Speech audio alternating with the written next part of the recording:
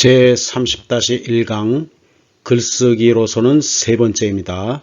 제목은 개념을 정의하고 설명하기입니다. 이번 장르 글쓰기는 논쟁의 글을 배우기 전에 필수적으로 갖춰야 하는 능력을 제공하는 글이 되겠습니다. 기초가 흔들리면 집도 바로 설 수 없듯이 정의가 안 된 개념을 기초로 하여 자신의 생각을 펼치면 무슨 투성이의 글이 되기 때문입니다. 우리가 사랑을 이야기하고 정의를 부르짖을 때 그 의미는 무엇인가요? 어떤 방식으로든 사랑이나 정의의 개념을 설명하던 간에 사람들은 그 의미를 달리해서 자신의 이야기나 의견이나 주장을 펼칩니다.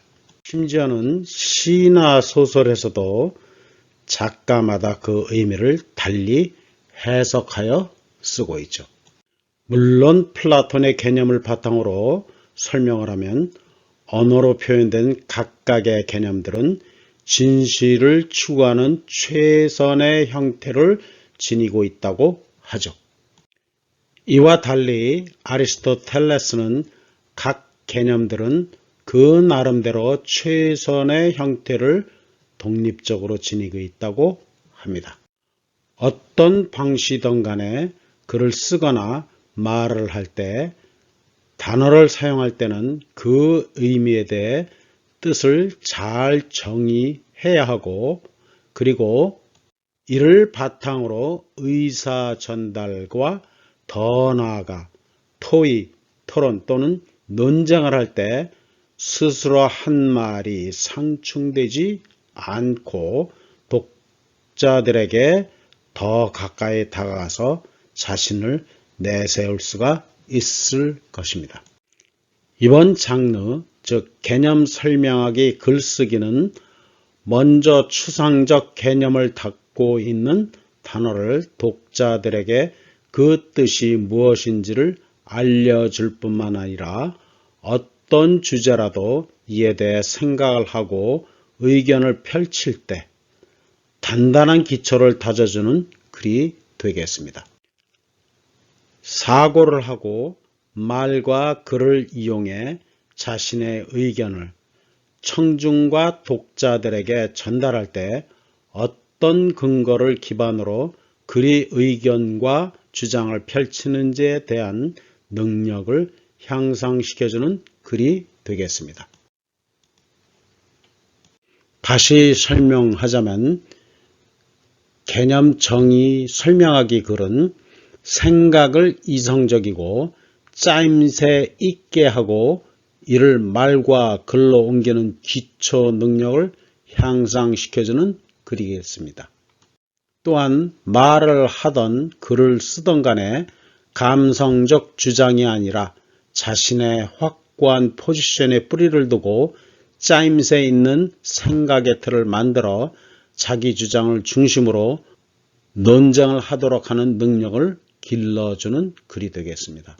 이에 더하여 작가의 초점이 자신의 생각, 즉 추상적인 것과 현실에 존재하는 구체적인 것들의 사이를 오가며 자신이 사용하는 언어의 의미를 고정시키는 작업을 훈련하는 글이 되겠습니다.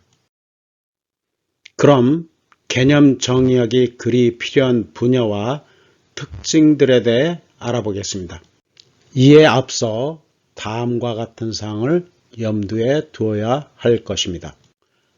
생각을 할 때는 반드시 그 영역과 뜻을 고정시켜야 합니다.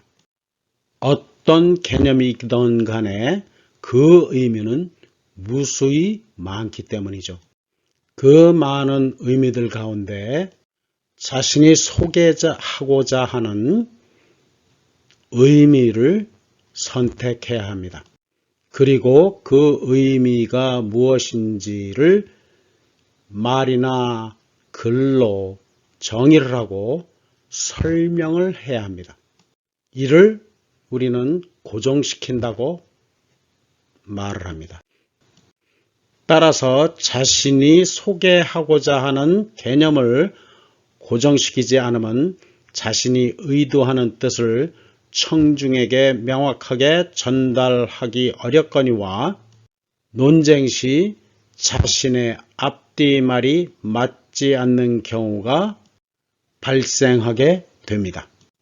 이런 특징을 보여주는 글은 먼저 학술적 논문이 되겠습니다. 학술적 논문은 논리적이어야 하며 사용하는 언어들이 명확해야 합니다. 또한 이번 장르의 글은 토론이나 논쟁을 펼치기 전에 필수적으로 선작업에 필요한 글이 되겠습니다.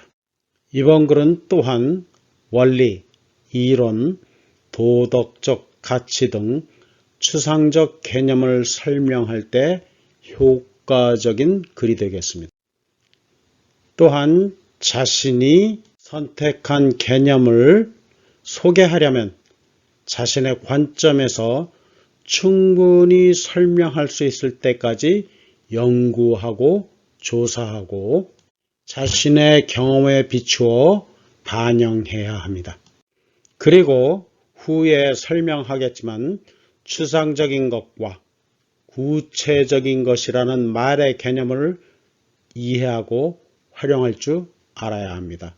그리고 독자가 글에서 모르는 말과 원리들을 사용한다면 이를 이해할 수 있도록 설명해 주며 글을 작성해야 합니다.